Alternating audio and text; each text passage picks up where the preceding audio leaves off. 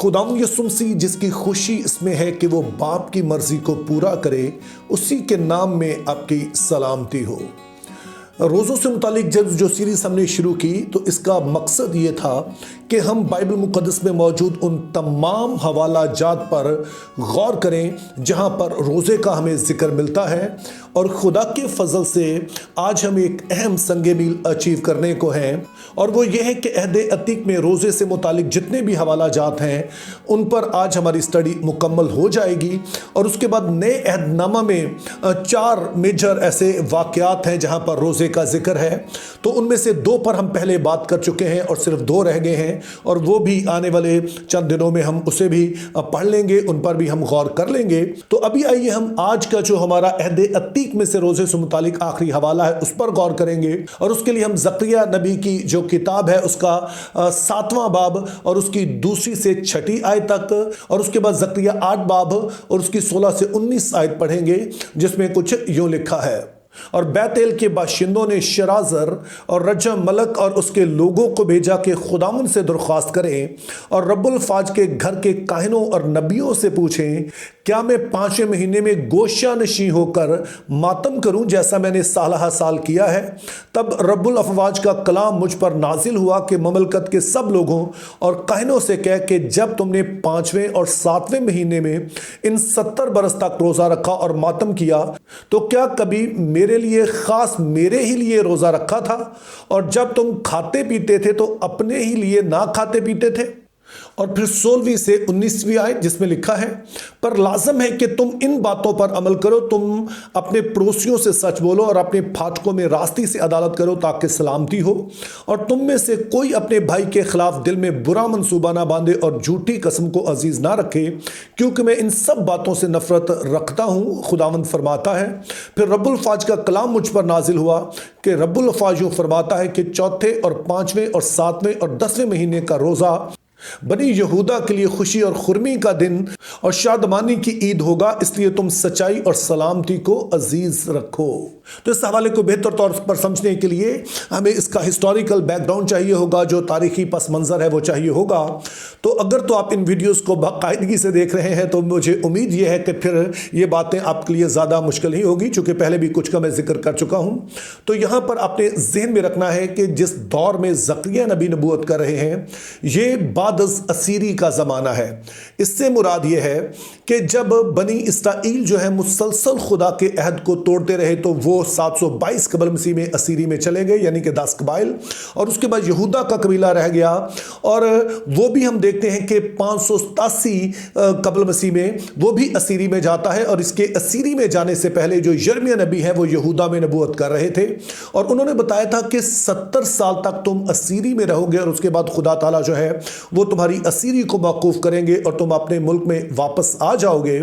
और जब हमने दानियल नबी के रोज़े पर गौर किया तो उस वक्त मैंने बताया कि किस तरह से नबूकदनेस्सर था जिसने यरूशलेम को तबाह किया, नबूकदनेस्सर था जिसने हैकल को बर्बाद किया, नबूकदनेस्सर था जो कि इन सारे लोगों को असीर करके ले गया। लेकिन उसके बाद जब नबूकदनेस्सर की सल्तनत यानी बाबुल की सल्तनत ख़त्म होती है तो दूसरा बादशाह आता है खोरस, जो कि फ़ारस का बादशाह है, ईरान का बादशाह है, और वो बनी इसराइल को हुक्म देता है कि वो वापस अपने मुल्क में जा सकते हैं। तो हमने देखा कि वो वापस तो आ गए, 539 कबल मसीह में एक बड़ा ग्रुप वापस आया,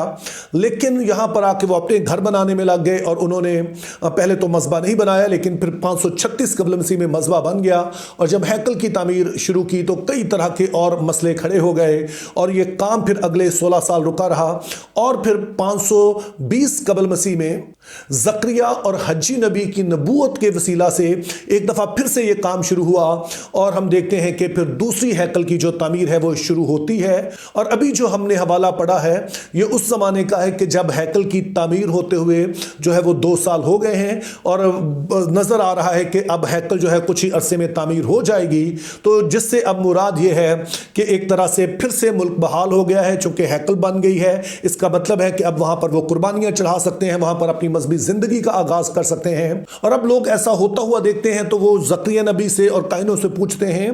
कि अगर हैकल तामीर हो गई तो इसका मतलब है कि अब असीरी खत्म हो गई है। तो अब हम जो इस दौरान में रोजे रख रहे थे, इस सारी असीरी के दौरान, इन 70 वर्षों के दौरान, जैसा कि हमने 8वें बाब की 18-19 आयत में देखा कि 4 महीनों का जिक्र है जिसमें वो रोजे रखते थे, यानी कि चौथे महीने में, 5वें महीने में, 7वें महीने में और 10वें महीने में। तो वो कहते हैं कि क्या अभी हम जो है इन रोजों को जो है वो मौकूफ कर दें। और फिर हम देखते हैं कि खुदा ताला अपने बंदा ज़करिया के वसीले से उनको जवाब भी देते हैं। तो अब हमारे पास 2 सवाल हैं जिन पर हमने गौर करना है कि जब यहूदी जो थे इन 4 महीनों में रोज़ा रख रहे थे तो वो क्यों रख रहे थे, इसके पीछे वजूहात क्या थी, उस पर हम गौर करेंगे। और साथ में फिर खुदा ताला का जो जवाब है वो बड़ा इंपॉर्टेंट है, हम उस पर भी गौर करेंगे कि खुदा ताला उनके इन रोज़ों को किस नज़र से देखते हैं। तो आइए पहले हम इस चीज़ पर गौर कर लेते हैं कि बनी यहूदा चौथे, 5वें, 7वें और 10वें महीने में किस सबब से रोजे रख रहे थे, उसके पीछे वजह क्या थी। और इस बात को बेहतर तौर पर समझने के लिए हम यिर्मयाह की किताब में से चंद आयात पढ़ेंगे। तो आइए पहले हम यिर्मयाह 52 यानी 52 चैप्टर और उसकी जो 3 से 5वीं आयत तक पढ़ेंगे, जिसमें कुछ यूं लिखा है,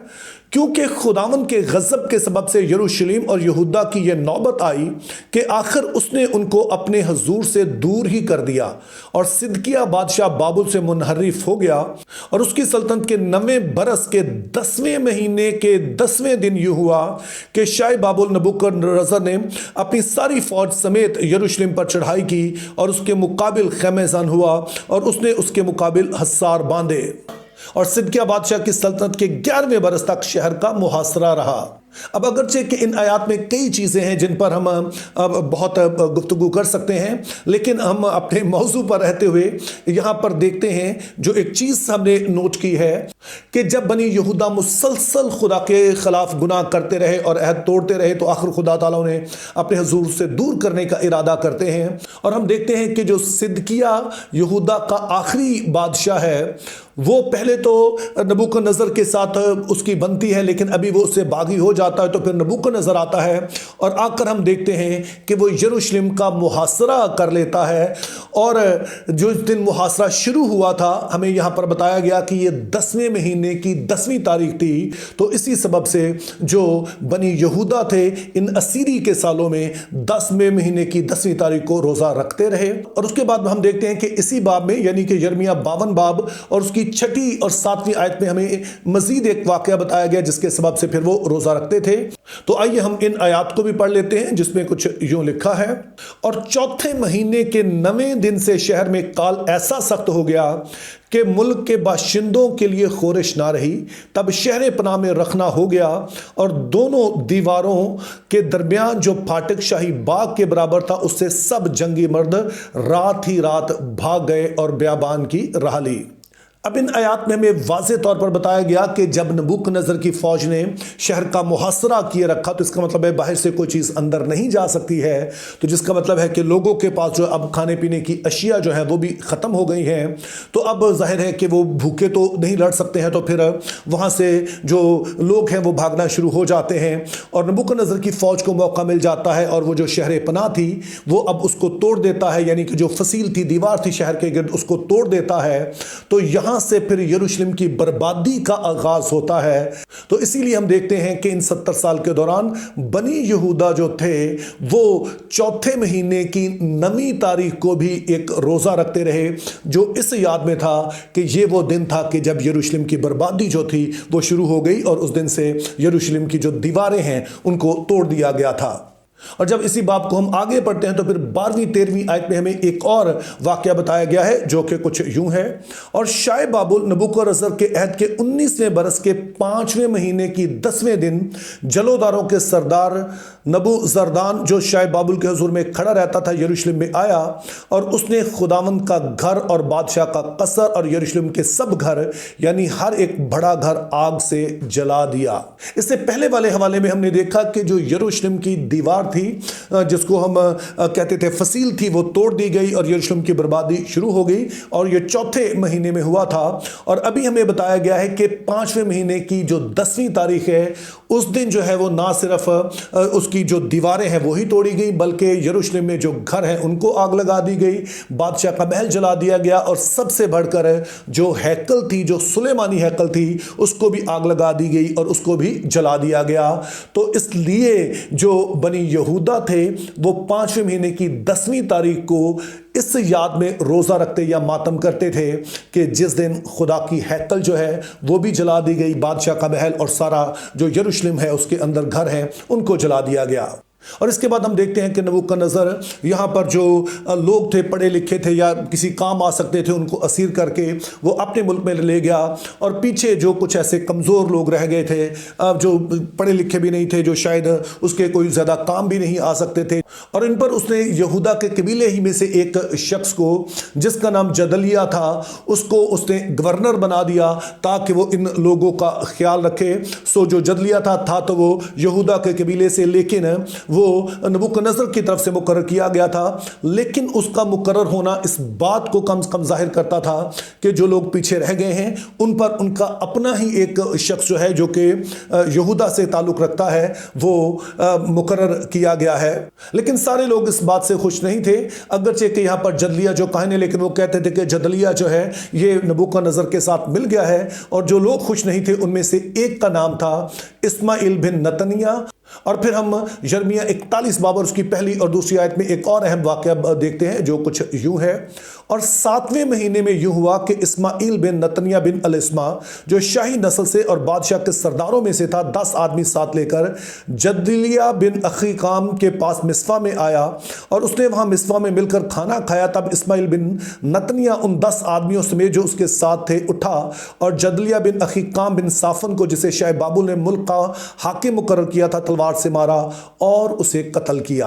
अब इस हवाले में हमें 2 बातें बताई गई हैं। पहले नंबर पर हमें बताया गया कि जदलिया जो है अगरचे कि वो सिर्फ एक गवर्नर था और नबूकदनेस्सर ने उसे मुकर्रर किया था, लेकिन बहरहाल जो यहूदी पीछे रह गए थे उन पर उनका अपना ही एक शख्स जो है वो हुक्मरानी कर रहा है। अगरचे कि ये पूरी हुक्मरानी नहीं है लेकिन फिर भी हुक्मरानी है। लेकिन फिर आखिरी हुक्मरान को भी हम देखते हैं कि कत्ल कर दिया जाता है। और दूसरी बात हमें अहम बताई गई कि ये वाकया जो है ये 7वें महीने में होता है। तो ये 4 बातें हैं जिनके लिए हम देखते हैं कि इन 70 सालों के दौरान यहूदी जो थे वो रोज़ा रखते रहे। और जैसा कि इस वीडियो को शुरू में कहा कि अब असीरी जो है वो ख़त्म हो गई है, लोग वापस आ गए हैं, हैकल तामीर होने वाली है। तो अब लोग पूछ रहे हैं कि क्या हमें ये रोज़े रखने चाहिए, और खुदा का जो जवाब है वो हमारे लिए इंतहाई अहम है ताकि हम रोज़े को जो है बाइबली रोज़े को और बेहतर तौर पर समझ सकें। तो अगर आप इस पूरे हवाले को पढ़ लें, यानी कि जो ज़करिया 7वां बाब है उसकी पहली आयत से लेकर 8वें बाब की 21 आयत तक, तो आपको ज़्यादा बेहतर तौर पर चंद चीज़ों का अंदाज़ा हो जाएगा। लेकिन मैं यहाँ पर उन सभी को समराइज़ कर देता हूँ। तो पहली चीज़ खुदा ताला इनसे कहते हैं कि अगर तुम ये रोज़े रख रहे हो तो इसमें मुझे किसी तरह की कोई खुशी नहीं है,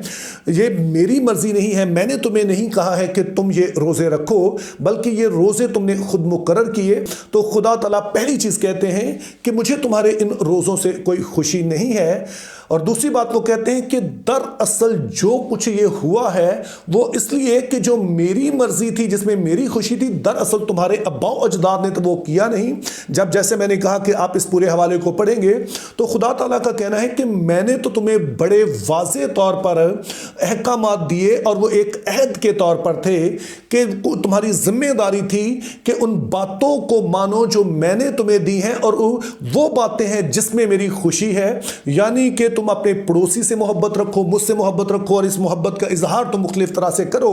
तो दरअसल तुम्हारे अब्बा अजदाद ने